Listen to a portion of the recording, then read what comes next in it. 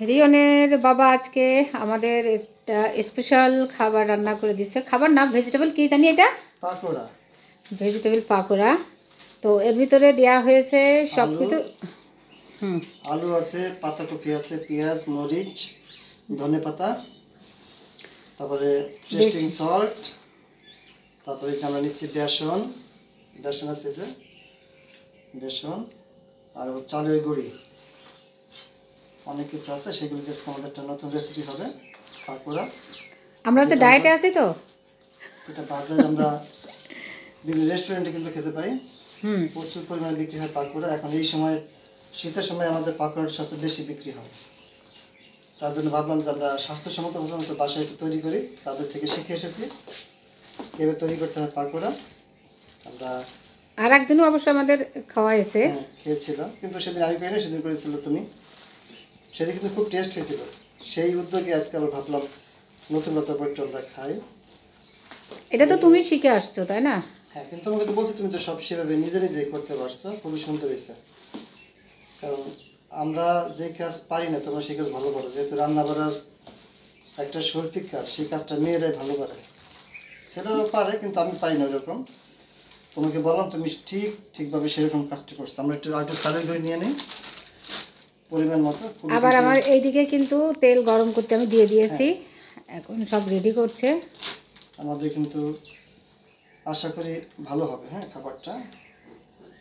আমার কিন্তু রান্না শেষ। আমি হচ্ছে ডাল রান্না করেছি, আর আর হচ্ছে চিংড়ি মাছ আর বাঁধাকপি।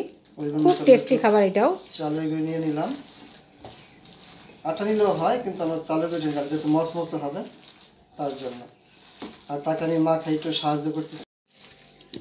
বাঁধাকপি চিংড়ি মাছ দিয়ে রান্না করেছি, আর এই যে ডাল রান্না করেছি। কিন্তু তারপরেও আজকে ছুটির দিন, তার খাবার ইচ্ছা হলো। ডিম ভাজা আছে কিন্তু সাথে সাথে ডিম ভাজা আছে, কিন্তু এখনো ডিম ভাজাটা করিনি, না, ঠান্ডা হয়ে যাবে। তো এখন হচ্ছে আবারও সেই একই। আমাদের হ্যাঁ, কড়াইতে ওই তেল যে আছে, তেল দিয়ে দিয়েছি আমি।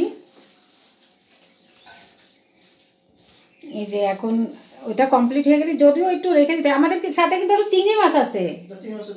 হ্যাঁ, চিংড়ি মাছটা, এই যে আমি চিংড়ি মাছটা পরিষ্কার করে রাখছি, কিন্তু দিতে মনে নেই। এই যে চিংড়ি মাছ, এত আমি হচ্ছে কুচো চিংড়ি আনতে বলেছিলাম, এত কুচো চিংড়ি নিয়ে আসছে যা আমি বাঁচতেই পারছি না। দিয়ে দেবার ভিতরে? আচ্ছা, এই যে দিয়ে দিলাম। এটা আমি পরিষ্কার করে রাখছিলাম, কিন্তু আগের থেকে ধুয়ে পরিষ্কার করে রাখছিলাম। আমার আজকে আইটেমটা অনেক হচ্ছে।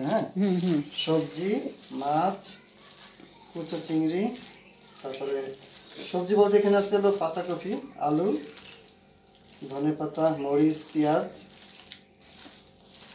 চিংড়ি মাছ। চিংড়ি মাছ সাতটাই মনে হয় যে খুব ভালো হবে। তো আজকে তুমি ভাজবা নাকি আমি ভাজবো? তুমি ভাজো, আমি তো পারি না। তারপর একটু চেষ্টা করি। তাহলে তুমি কিন্তু সবাইকে দাওয়াত দিয়ে দাও আজকে, যে নতুন একটা রেসিপি আমাদের। না, বাজারে গেলে তো পাওয়া যায়, কিন্তু নিজে হাতে বাড়িতে স্বাস্থ্যকর খাবার, সব থেকে স্বাস্থ্যসম্মত, পরিষ্কার পরিচ্ছন্নতা হচ্ছে প্রথমে আমাদের প্রায়োরিটি থাকে। তারপরে আমরা বাইরের খাবার কিন্তু বেশি পছন্দ করি। বাইরে খাই, তারপর আমরা কিন্তু বাসার চেষ্টা করি আমরা খাবারটাকে।